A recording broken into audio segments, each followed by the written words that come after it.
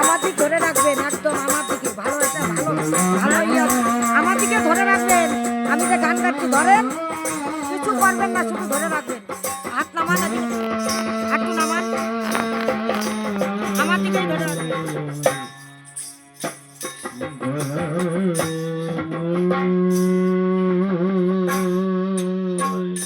ভগবান, তুমি কি পারবে পুত্র এই অশ্বকে আনয়ন করতে?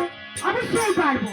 আমি 40 মণ হনুমান, আমি পশু হলেও আমি আপনার ভজনা করে চলেছি প্রভু।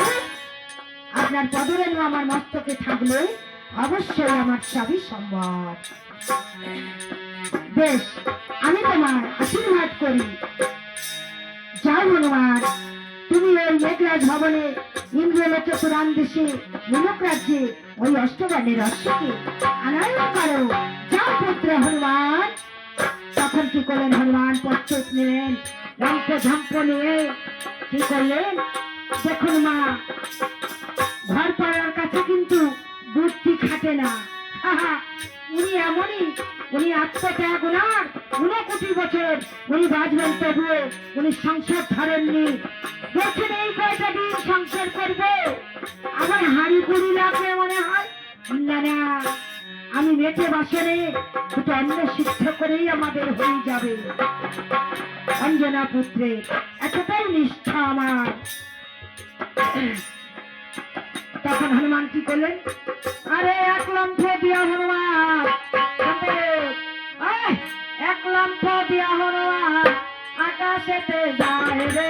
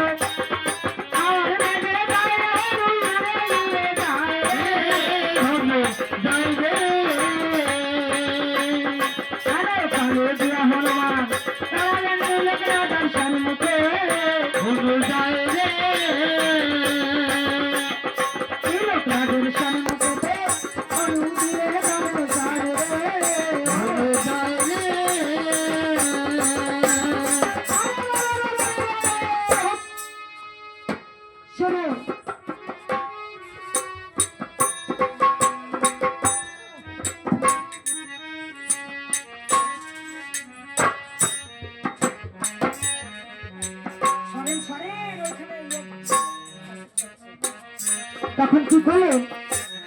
বলছেন মা, শোনো, তুমি মাটিতে বসেছো কেন? রাধারানী বসেন।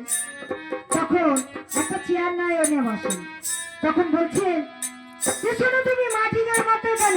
শোনো, তোমার দেশ কেমন আছে, তোমার প্রভু কেমন আছে? হনুমান বলছে তেমন একটা ভালো নেই। বলছে তোমার হাতে ওটা কি? 50টা স্বর্ণ মুদ্রা। ওটা দিয়ে কি হবে হনুমান? এটা আপনার জন্য বিনিময় অষ্টবাণীর অশ্ব আমাদের চাই আমার প্রভু যজ্ঞ অনুষ্ঠানে। বেশ, কতদিন থেকে এই অশ্ব আমি যতন করে রেখেছি হনুমান, তোমার প্রভুর যজ্ঞে লাগবে হয়তো কোনো কাজে, তাই আমি যত্ন করে রেখেছি। এর বিনিময় লাগবে না, তুমি নিয়ে যাও হনুমান। তখন দেখবেন মা, শিক্ষিত যদি ইশারায় বোঝে, অশিক্ষিতরা যদি মুগুর দিয়ে মারেন না, তাও চৈতন্য আসেন না। মাকে যদি প্রশ্ন রাখেন সবাই কি জগতে শিক্ষিত? অবশ্যই।